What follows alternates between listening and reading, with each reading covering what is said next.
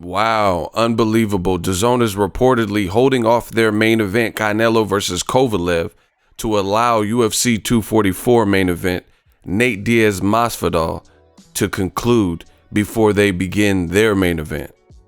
What up, Fight World? It's your boy Ego, and I'm back with some more boxing. Make sure you smash the like button. Also, subscribe to the channel for the latest and greatest in boxing if you want to become part of the gang.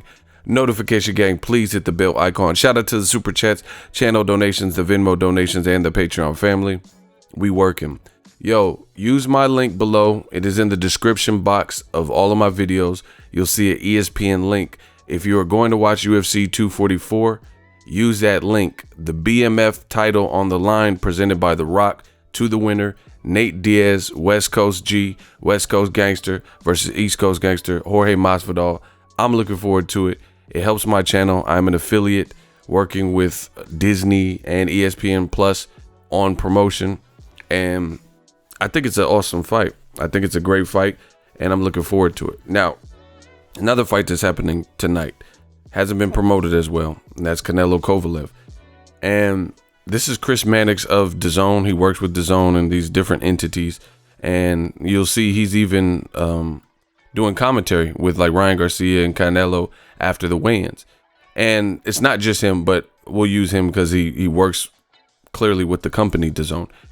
He tweeted this out yesterday. UFC boss Dana White has been very vocal about Canelo Kovalev not going up directly against Nate Diaz versus Jorge Masvidal on Saturday. DAZN apparently, let me zoom in for y'all. DAZN apparently agrees with him. You see? DAZN apparently agrees with him. I am told that Canelo Kovalev won't start until after Diaz-Masvidal is over, which is a win-win for crossover fans. Listen, this is a terrible look for DAZN. You know, on so many levels, they have officially bowed down to something that, in the words of West Side Connection, bow down to something that's greater than you. And I don't recall seeing this. First of all, UFC and boxing are two different sports, both combat sports. But when is the last time you've seen Floyd Mayweather have an event and then wait on anybody? Like, I remember Mayweather fought McGregor. Who the fuck it? I don't know what you're thinking. You know, they fought, and Kodo Kamagai was established before them, and they were fighting on the West Coast in Las Vegas, and Kodo Kamagai fought on a Golden Boy card in LA. Can you imagine Floyd Mayweather or Showtime pay-per-view saying, hey, we'll work our main event around the conclusion of Kodo? No. If they're intersecting and they're playing chicken, and then it's just going to be a head-on collision. You have never seen, or I haven't seen, Showtime take a Floyd Mayweather event and worry about what else was going on and schedule around that, especially a UFC card, right? So Dana White, he was adamant that they need to schedule it right, because if they go heads up with us, then they're going to take the L. And apparently DAZN, you know, tried to play chicken, and they swerved out of the way first because they're bowing out. Look, someone said, man, DAZN already drags out the start of the main event. Now it's going to be even longer wait. I mean, I guess I won't switch to DAZN till the end of December. Feel bad for Canelo Crusher undercard. Look, there's all the people talking about it. You know, that belt looks dope too, that BMF belt. Again, order the pay-per-view through me. You got The Rock, biggest, highest grossing actor in Hollywood right now, and he's presenting, and he obviously WWE fame, the WWF. And you had Canelo Kovalev missed weight for three attempts. You know, it's a bad look that DAZN would allow this. Like, you're never supposed to allow somebody else's card to dictate to you. Like, Floyd Mayweather always said that. Like, you know, I'm not letting, like, I remember there was a point where Floyd Mayweather, Canelo basically said he was fighting Trout. He was supposed to fight on the Mayweather undercard, and Mayweather was fighting against his mandatory at the time. I think the WBC mandatory, Robert the Ghost Guerrero, right? And Mayweather was kind of looking forward to fighting Canelo, but contracts weren't signed and drafted up. Canelo, this was like the early stages of his prima donna behavior. Canelo pulled himself off the Mayweather Guerrero card because Floyd refused to officially sign contracts in advance, that if they got through their next opposition, Robert Guerrero and Austin Trout for Canelo, that the fight was next. So Canelo had, a pissy fit, a pouting tantrum, and he took his fight off of the Mayweather card, which would have been exposure for him. I guess he thought he was bigger than Mayweather, or I'm not putting my fans on your card. And then what happens is they just replaced him with, I think it was Abner Mares versus Daniel Ponce de Leon, which was another fight that appealed to the Latino, Hispanic, Mexican market on Cinco de Mayo weekend, right? And nonetheless, Mayweather still fought against Canelo his very next fight, but Canelo wanted it his way, and he wanted to have contracts, set in stone, and I promise, like a promise ring or whatever, I promise to fight you. And the point I'm making is this: Floyd Mayweather, knowing he's the A side, alpha male shit, being the person with the A side leverage, he wasn't going to be dictated to. He wasn't going to allow this snot-nosed kid Canelo, who's greener than him, who ain't done as much as him, to determine and dictate what happens and how it happens. But DAZN chose to put this fight, Canelo Kovalev, on the same night as the UFC. Keep in mind, UFC 244 was already established, right? Before this fight, and I could pull it up and prove it. UFC 244. This is the beautiful thing about new media. UFC, it was announced October 26th that the UFC was, oh no, that's not it. That's something else. I don't even announced. I don't even know what to put. Announced.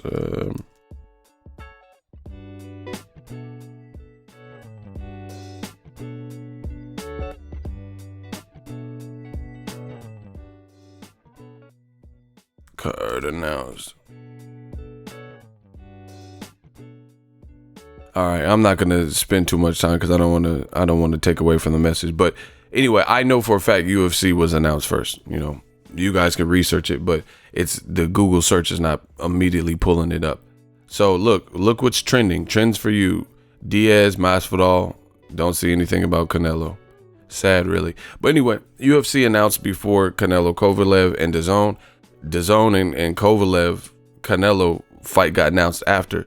So this is a horrible look, and it's a vicious L that DAZN has just taken, because once again, you don't have the bigger fight of the night, and you're waiting. You're letting another sport, another main event dictate when you conduct your business, right? And my thing is this: why would you even go through and announce the fight on the same date to just bow down to it anyway? Like, shouldn't you have put, why they, I've made this suggestion. If this was the case, they should have made, first of all, Kovalev had a really quick turnaround from his last fight with Anthony Yard.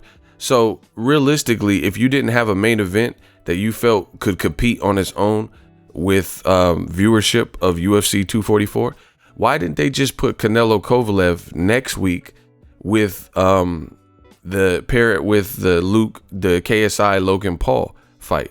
The main event should have been Canelo Kovalev, of course, and then people wouldn't mind necessarily as much seeing YouTubers fight on a pro card. It'd be something like different.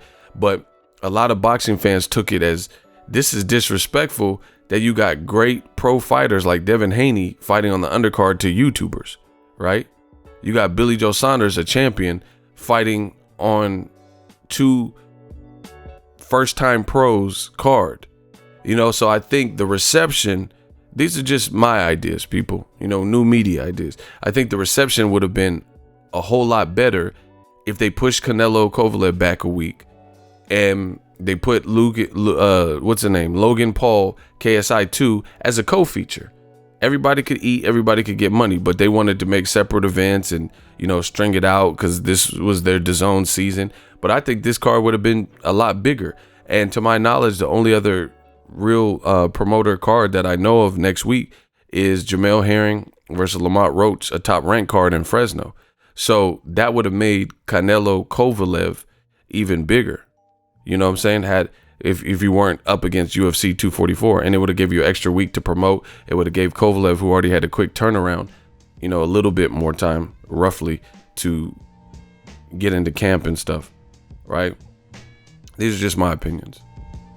The other thing that people don't really pay attention to that you got to put in perspective, this card begins at 6:30 Eastern time, 3:30 Pacific time. So I'm in Cali, so 3:30 for me.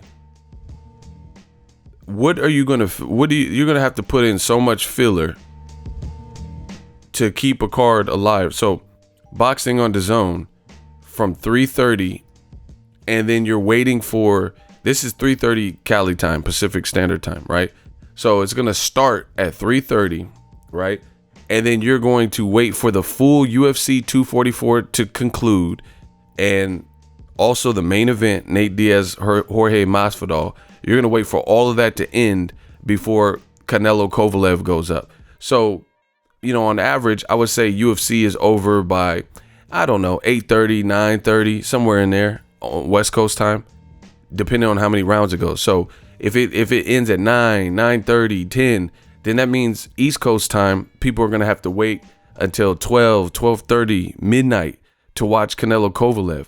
Plus, are they going to do like the national anthems for Russia, for Mexico, for the USA, and you're just starting your card that late East Coast time? I live in California, where Canelo is from, Guadalajara, Mexico. They're an hour ahead of my time. So people who want to watch Canelo fight, it's all being pushed back. So in Mexico, if the fight starts on 9 p.m.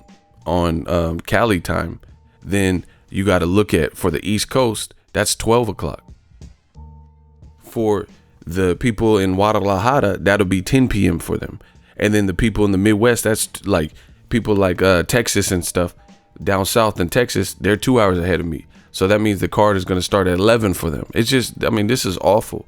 And I've never seen a promotion do this where they bow down. So I feel like if you were strong enough and bold enough to put this card and compete with the UFC, then you got to just run it. And if they conflict, they conflict. But that shows you that Canelo Kovalev, they're not as confident. That's the way to put it. They're not as confident in its ability to sell, or to sell beyond the UFC card, to the point where they don't even want to go heads up with it. Why'd you even put this on the same day then? Which is new media, what I've been saying from the beginning. This was a bad look from the beginning, and you guys, if you follow my channel for any length of time, you know that, right? I said, why would you even compete with this? This is DAZN's biggest star, the guy who has produced the biggest numbers, top 2 of the top 3 biggest viewership numbers, and you got him competing with the major card that it can't compete with. And then you look at stuff like the reach. Canelo's moving up, he's shorter, but look, his reach is only 2 inches. He only has a 2-inch deficit. Mikey Garcia had more of a deficit versus Errol Spence. Plus, Kovalev had 3 attempts to make weight, and there's a rehydration clause that nobody's talking about. So, like, the other thing is this. Watch. So they're saying that there's a rehydration clause, but the teams there's a gag order. Look. This is Keith Idek, he's a reporter. It says, no one involved is talking about the much discussed rehydration clauses in the Canelo Kovalev contracts because there are huge financial penalties involved if anyone does. Right? So in layman's terms, there's a gag order that they can't talk about the rematch clause, otherwise they'll be fined and penalized. So the industry sources are saying that there is a 10-pound rehydration clause that was impacted or placed upon Kovalev. And the reason I'm saying Kovalev, yes, Canelo has to adhere to it too. However, it's not going to hurt him because he's the younger guy, fresher guy, never been knocked out, and he's the guy moving up in weight, and he looked good at the weigh-in. Kovalev, however, took 3 attempts and had to weigh in naked to make weight, and that's not a good sign already, because all the Kovalev fights I've watched, Jean Pascal and Andre Ward, I was at both of those fights, covered them live, credential media. I don't remember Kovalev not making weight. You know, I don't remember Kovalev having to weigh in naked, you know, because he missed weight. So on top of that, there's going to be an amount like where he's stagnated and can't rehydrate, at least as the morning weigh-in that they supposed to do. You know what I'm saying? He can only gain 10 pounds and then he can gain some more weight after that. So who knows? So those are other things that further impact this fight. You know, all the Canelo's man-made rules and things like that. This is just a huge L, and all around it's a bad look. And you know, I've never seen anything like this where DAZN is going to change their programming to coincide with something else, you know, another sports programming. And, you know, just prepare. If you're on the East Coast or UK, you're going to be up at crazy times potentially watching this, unless the UFC card goes really quick. Let me know what you guys think. Drop your thoughts in the comment section. Bad news for DAZN, you know, with this whole move. They really should have reconsidered. If you like what I'm doing, love what I'm doing, smash the like button, subscribe, hit the donation button, all that good stuff. We work. So if you enjoyed this video and want more content like this on the channel, you can show your appreciation by going to the PayPal donate button or the YouTube support button, and you can donate any amount that you feel is equivalent to the value of this video. Much more to come. Thank you guys for your support. Boxing Ego, the future of boxing.